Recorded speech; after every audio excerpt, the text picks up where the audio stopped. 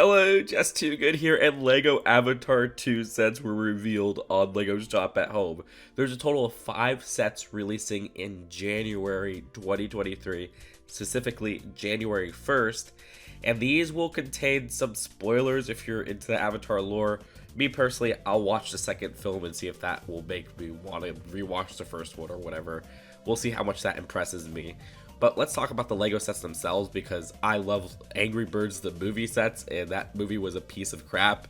This Avatar line, I think, is getting, I wouldn't say better, but a nice variation of what's already going on, though some problems still persist. Fudge. This set is overpriced at $80. That's like a huge problem with this Avatar line. It's so overpriced. I love this Tree of Souls sets that just came out. However, it's $150, and I assumed this was going to be $120, and I was like, hey, it's overpriced at $120, it should be $100. Regardless, at $80, this water-based set actually looks pretty darn cool. I like how it has different levels, like there's an actual surface level, and then under the sea, quote Sebastian, the design continues the colorful look that was present in the first wave, but you'll see with these other sets, undersea designs look beautiful. This one in particular, I really like the orange and purple, but maybe that's because it's Halloween. As for the minifigures, I am not familiar with this lore to say, oh, this character is exclusive here or exclusive here. So if I start making claims, I'm probably going to get one wrong. Though from my understanding, Curie is only found in this set. The design of Curie is very interesting, and you'll see this in other sets as well from this wave. They're moving from using tall legs to regular legs for younger Na'vi characters, and I think that's a nice switch up, and for people who want prints on just regular minifigure legs. And also with this wave, I'm going to call them the Water Tribe, sorry. Notice how there's a whole bunch of, I think they might be Na'vi, that are a lighter blue. So that's interesting for what I will refer to as the Water Tribe. The design also calls for a lot of new hair pieces. As I predicted, some waving out for undersea designs to switch things up. From my understanding, this is also the only set from this wave to have Neytiri, who of course appears in sets from the first wave, but in this particular updated design, exclusive to this set. Also, let's praise the box with a change up in design. I like the glowing kind of orange designs in the trees and the undersea design in the quarter. Though it's interesting that the boxes don't say the way of water, whatever. Alright, let's move on to this set, which stood out to me right away because this is the cheapest LEGO Avatar set yet. One of the worst parts about LEGO Avatar is that there's just expensive sets. Like, the cheapest set currently is a $45 set, which is kind of ridiculous for me. So this second wave will make the cheapest set a $25 set. There's also a $35 set coming up. This is adorable at $25. I would prefer if it was $20, but I get that LEGO sets are like $5 more expensive than back in my day of the early days of LEGO YouTube. But what I really love about this wave is the abundance of sea creatures. Oh my gosh, this Ilu, I guess, is gorgeous.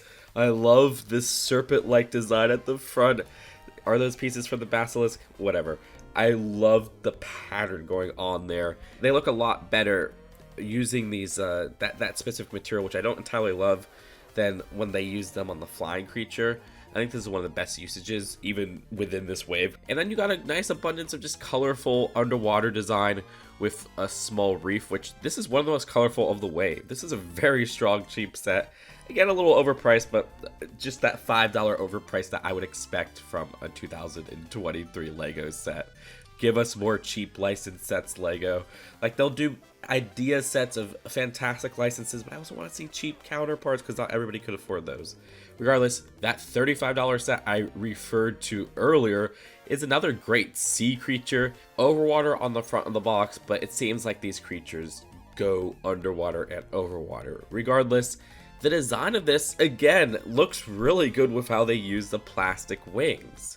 I love the pattern going on there, the orange and black design with a little bit of blue sprinkled in, but that center design is like a mosasaur, which as a Jurassic World fan, mainly for the dinosaurs, I'm so glad that we're getting something similar to a mosasaur, though of course it has that orange tip at the end, which might ruin it for some people. And this set looks better in how it captures a creature using that plastic design, and is so much better in its value than that $60 set, which I don't know, I'm still put off from buying. Regardless, moving from those cheap sets, the most expensive set of the wave is this $100 set.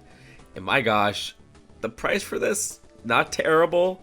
I would prefer if it's 90 or 80, but I love this big piece right here. It's like Lego puts a big piece in, all sin of it being overpriced is excused. I don't know, this is just a crazy design. Is this one whole piece? This angle explains it a lot better, and I'm very happy with how this opens up. Specialized weird pieces going on here. The crab suit is fine. I like how the crab legs work, of course, but I don't know, it just reminds me of the mech, which is just a much better build, in my opinion. The driver was kind of like, whatever at first, but I'm like, wait a minute, that torso is just a perfect generic, like, military torso. Even better than Quaritch, right, or whatever, that character that we do get as a Navi in this wave. Yeah, we'll get to that in a bit. Actually, screw it, that's the next set, right? So this set, it kind of confused me at first. I confused it with the last set we covered, but yeah, this is the $60 set. And this design for $60, I think, is a decent value. I do think the vehicle is a little bit undersized, where it looks very cramped, especially with Quaritch at the front there. Again, such a strange design. Love this guy's design with the body paint and all, and the hairpiece. The separate platforms of these sea designs are just kind of something that I wish was more connected, like the reefs that they've done. However, you do get like a nice grotto going on here. You get some purple carrots, which is freaking awesome. A cupcake piece, it looks like, or no, that's actually just a Technic gear, never mind.